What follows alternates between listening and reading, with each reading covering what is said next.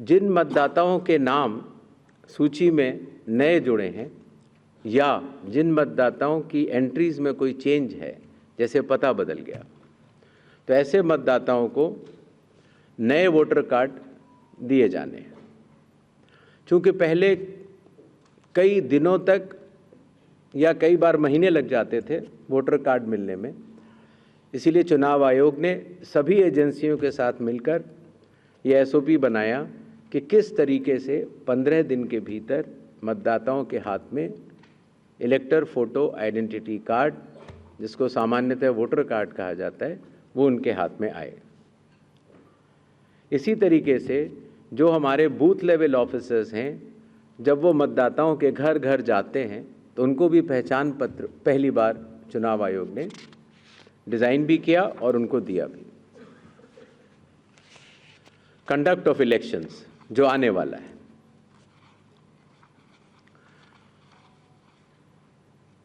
देश की प्रगति को ध्यान में रखते हुए और ख़ास तौर से बिहार की प्रगति को ध्यान में रखते हुए लगभग काफ़ी मतदाताओं के पास मोबाइल होते हैं और उनको इस बात की समस्या रहती थी कि हम मोबाइल लेके अगर घर पर छोड़ के जाते हैं तो दिक्कत होती है, और लेके जाते हैं तो हम कहाँ उसको रखें, क्योंकि मोबाइल फ़ोन पोलिंग स्टेशन के अंदर अलाउड नहीं है। इसलिए एक नई व्यवस्था बनाई गई जिससे कि पोलिंग स्टेशन के कमरे के ठीक बाहर कोई भी मतदाता अपना मोबाइल फ़ोन जमा करा सकता है, अंदर जाके अपना वोट डाल सकता है और बाहर आने के बाद अपना मोबाइल लेके घर जा सकता है। हर मतदाता को नॉमिनेशन का प्रोसेस खत्म होने के बाद एक वोटर इन्फॉर्मेशन स्लिप दी जाती है।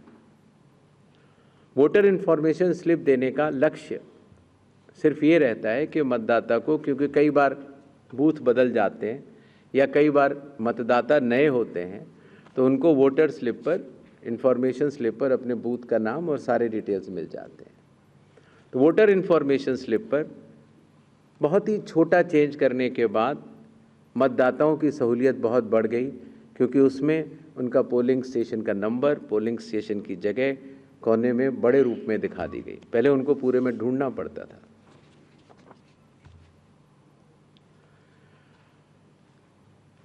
चुनाव आयोग की लगभग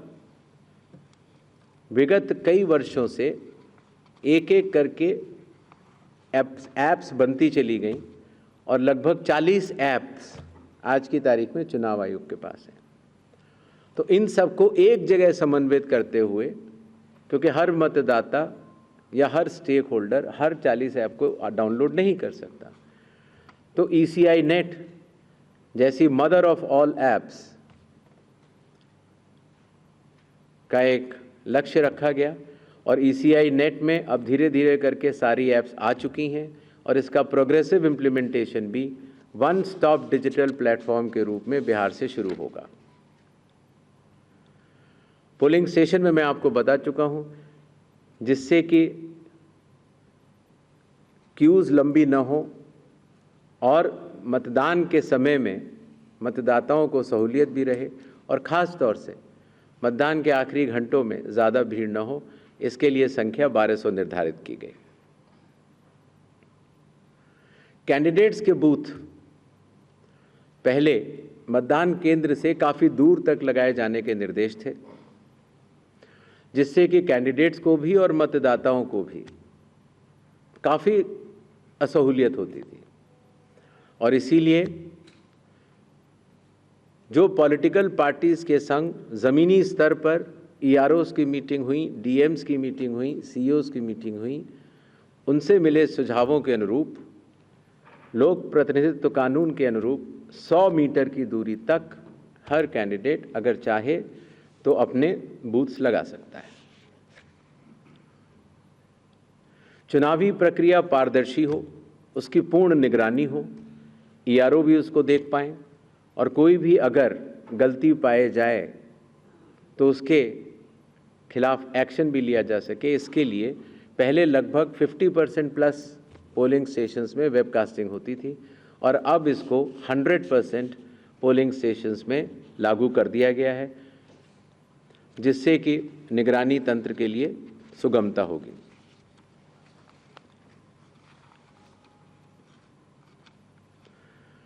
कई बार प्रत्याशियों ने ये शिकायत की थी कि जो हमारी फ़ोटो होती है वो चूँकि ब्लैक एंड वाइट में आती है और जमा तो कलर्ड करते हैं तो वो पहचान में नहीं आती, और काफ़ी हतोत्साहित उनको होना पड़ता है जब वो ईवीएम में उनकी फ़ोटो अच्छी नहीं आती। है तो छोटा सा कदम, लेकिन इसमें फिर चुनाव आयोग ने निर्णय लिया कि एक तो फ़ोटो कलर्ड लगाई जाएगी और साथ ही साथ जो सीरियल नंबर होता है उसका फ़ॉन्ट भी बड़ा किया जाएगा, जिससे कि प्रत्याशियों की पहचान भी आसानी से हो जाए और मतदाताओं को सुविधा भी हो। काउंटिंग, कई बार जब मॉक पोल होता है तो मॉक पोल के समय मॉक पोल का डेटा डिलीट करना प्रिसाइडिंग ऑफिसर्स भूल जाते हैं, और इसीलिए जब काउंटिंग होती है तो फॉर्म 17C और काउंटिंग यूनिट का मिलान नहीं हो पाता। ऐसे केस में किसी भी शंका को न रखा जाए, इसलिए जब भी 17C या वीवीपैट में मिसमैच होगा तो उन ईवीएम से रिलेटेड वीवीपैट्स की पूर्ण गिनती की जाएगी। इसी तरीके से ये भी एक मांग सभी राजनीतिक दलों की थी कि पोस्टल बैलेट्स की गिनती पहले शुरू की जाए और पहले ख़त्म की जाए। तो इसलिए चुनाव आयोग ने पारदर्शिता के लिए भी और इसके लिए भी, जिससे कि पोस्टल बैलेट्स पर पूर्ण ध्यान दिया जाए उनकी गिनती पर और कोई जल्दबाजी भी न की जाए, तो ईवीएम के लास्ट 2 राउंड से पहले पोस्टल बैलेट की गिनती समाप्त करना अनिवार्य होगा। जैसा आप सब लोग को पता है, जब चुनाव खत्म हो जाता है